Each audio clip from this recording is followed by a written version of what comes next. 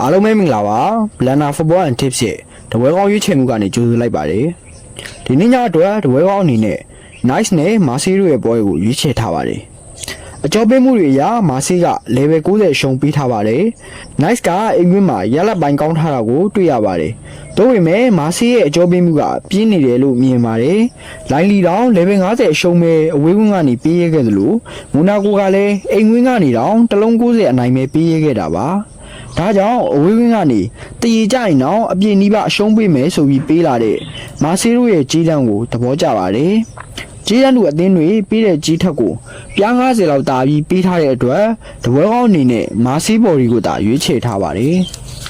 Telegram Channel မှာလည်းမောင်းတွဲတွေနဲ့အတူတပွဲကောင်းတွေပါတင်ပေးမှာမလို့ join မယ်ဆိုရင်ချက်ပေါက်ကနေ link လာတောင်းပေးပါဗျ